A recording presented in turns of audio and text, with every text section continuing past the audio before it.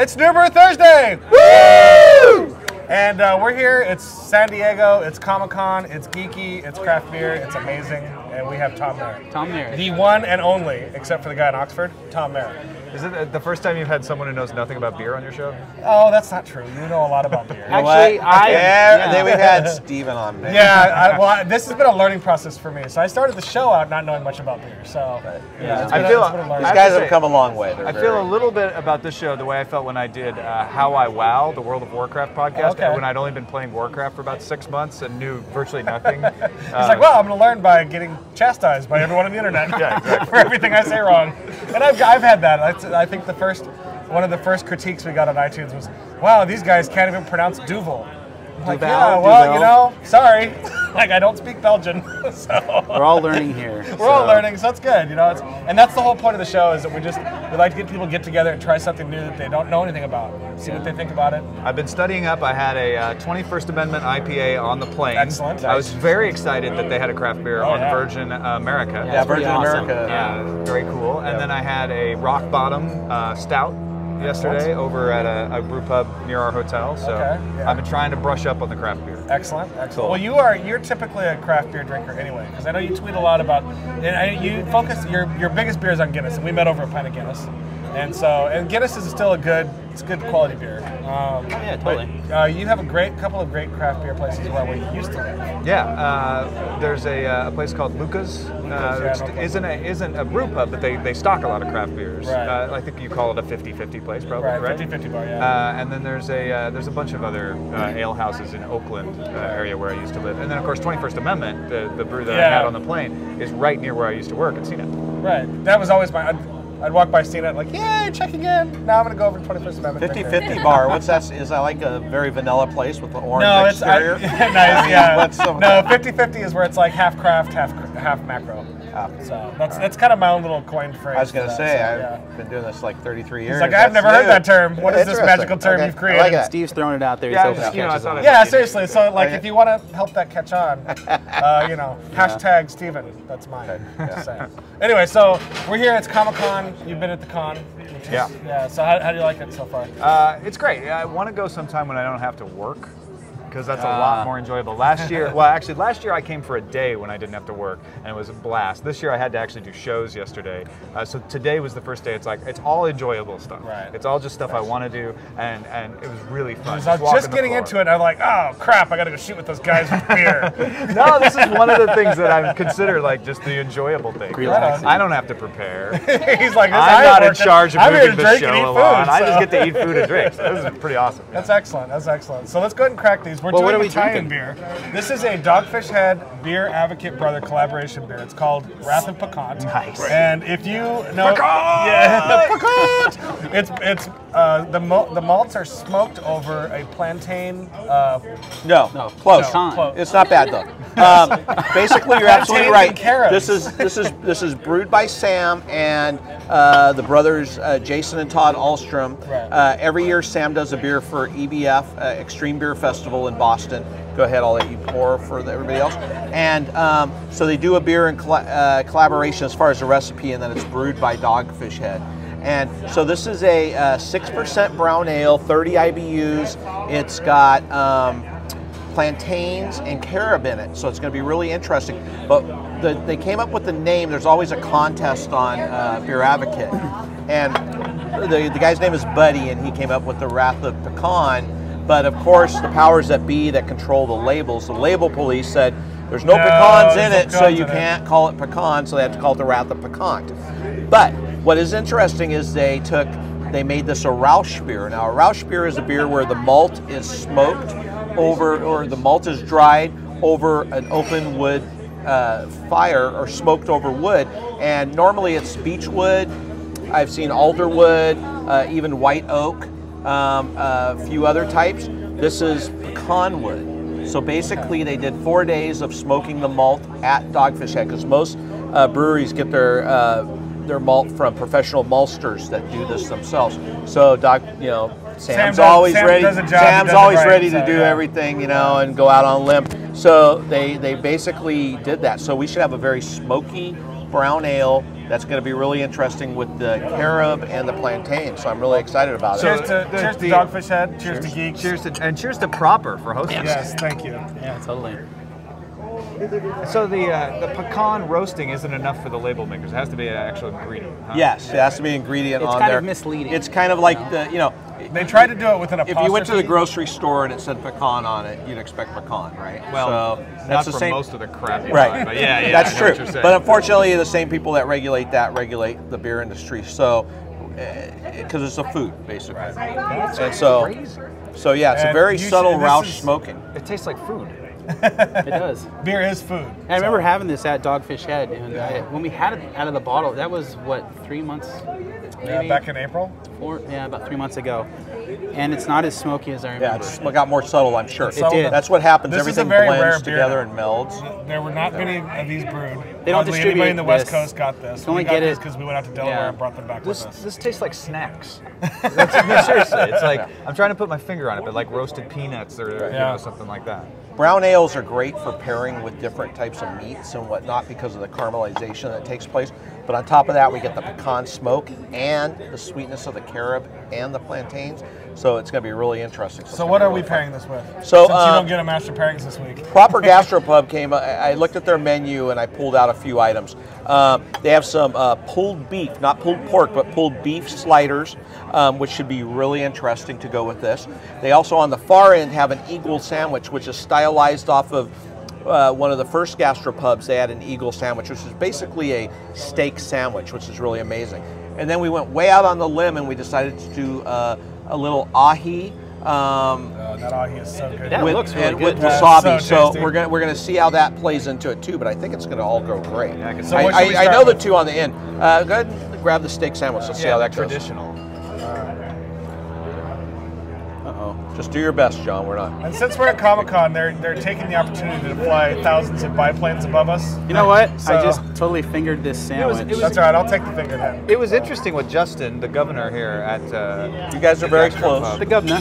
was saying about the history of gastropubs, and this is one of the signature dishes, one of the first ones, but how they kind of arose in the 80s during Right. deregulation in the UK. I thought that was a fascinating story. Yeah, and you'll hear that. Perfect. We'll hear that story at the thanks. extra, right? Alrighty. Yeah, so Thank- there's yes. going to be a New Beer Thursday There's extra. an New with, Thursday extra with Justin, who's the general manager of Proper Gastro Pub, and we did a little time traveling and did that one first, and so you'll see that Saturday. No, we didn't. We totally did that like on what are you Saturday. talking about? And On It's Saturday, Thursday it's right now. Thursday, yeah, so We've been here for 3 days, or we were, whatever. I'm not changing clothes between now and Saturday, I'll tell you that. So the caramelization on the meat plays perfectly with the malt and the pecan, and it just goes really well. Just think of like doing a hickory smoked barbecue, but you're doing a pecan smoked barbecue, and you're picking up these great characteristics. Really good. Yeah, it's really tasty. It's really Texas-like with the beef and the pecan flavor Yeah. and everything. this is I mean, I think this beer gets a little bit of snickering because of its name. Yeah, and sure. It gets a little bit of a novelty kind of thing to it. This is actually a fairly decent beer given what it is, and I think it's an excellent beer. Yeah, it's an excellent beer. It goes really well with this. What do you mean, Stephen? Nice. At least you can do it. So Live long. and prosper. What's this mean? So, Oh. John, you are haven't now. even seen Star You've Trek, always have you? been I, my no, friend. not You know what he none says of to the me? He movies. says to me when I got to his house. I was like, "Oh yeah, I went to Woodstock and Will Wheaton was there," and he's like, "Will who? Will Wheaton." He goes, "Who's that?" I'm like, "You don't know who Will Wheaton is?" He goes, "Oh yeah, of course I do." I'm sitting behind him. I'm watching him Google it. Of course, you've seen the Family Guy episode. I'm like, "How are we friends?" Will Wheaton. Shut up, Wesley. Wow. Whoa, that Hey, works. That's loud. this is the Wrath of Pecant. Oh wait. Apparently, Coming in there from the are sky. activities happening over Yes. at Petco Park as well. So. If you couldn't hear or that, is they it- just or announced is it- John knows nothing about Star Trek. All I heard, Stephen, was a disembodied voice above Exactly. my head. So It's the voice of I'm God telling you to become a just geek. saying. Okay. So I'm going to go for this pulled pork too. So I'm going to grab a piece here and That's then pulled pass this beef, one. no? Pulled beef. Thank right, you yeah. for correcting me, John. That's what I'm interested in because of the pulled nature of beef. Not something you find all that often. Oh, wow. That works. The pecan and the carobs really come out of there. It's the That's sauce really on good. the beef really Yep. like complements Plays that. well. Brown ales are great with tomato-based products also, so you can do a lot of Italian dishes. pizzas go great with brown ale too. Really? Yeah. I've done that, but never noticed. Actually, I did not realize I was creating awesomeness. I didn't know I was master pairing at the time. How does it feel? Now I know.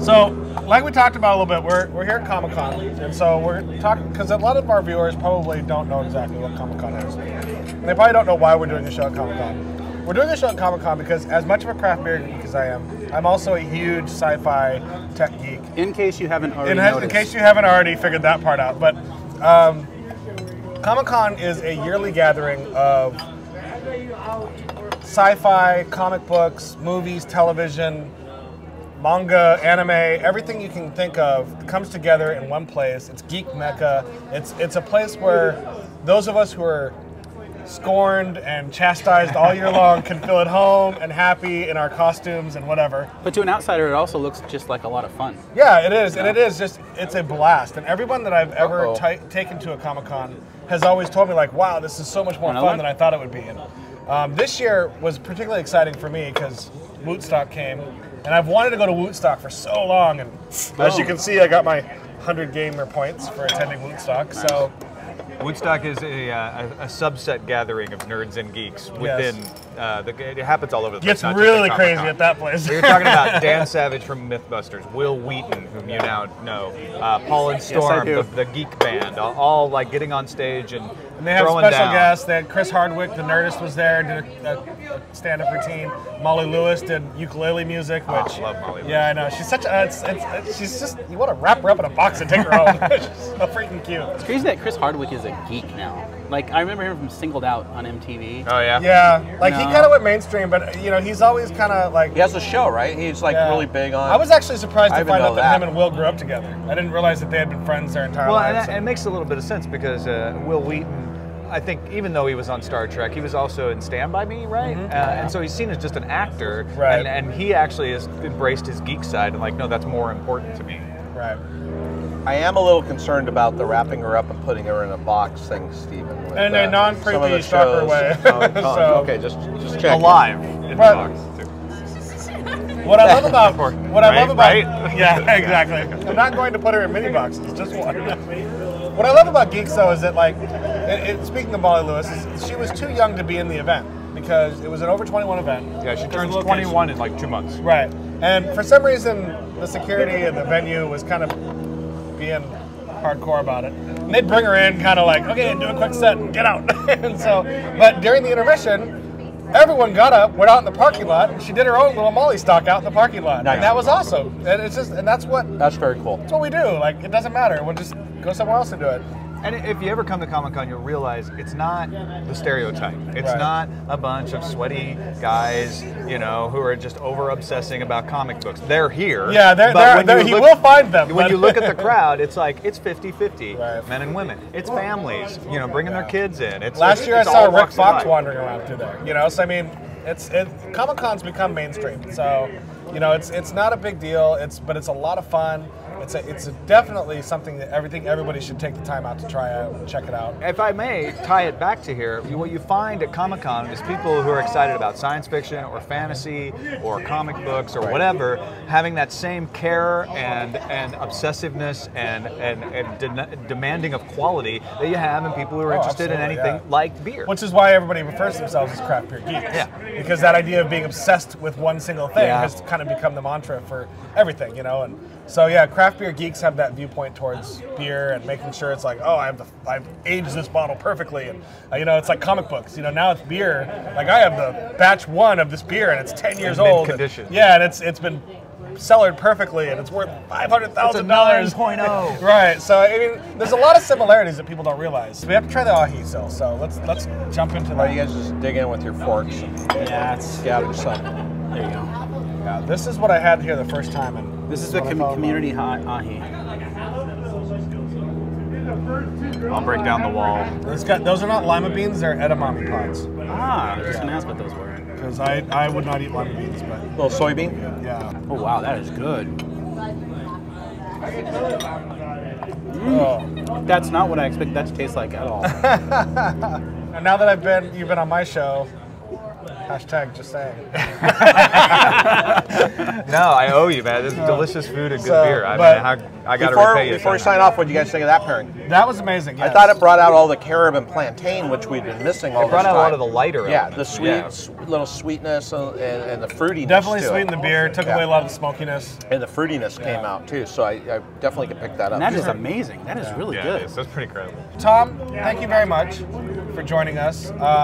Where can someone find you? I mean, I've heard that you're kind of on the internet. I do a couple podcasts. You don't have enough time for me to list them. 14. But if you go to tommerritt.com, that is where I have blog postings for all the stuff I do, and I'm going to try to put up a schedule and other things like that there.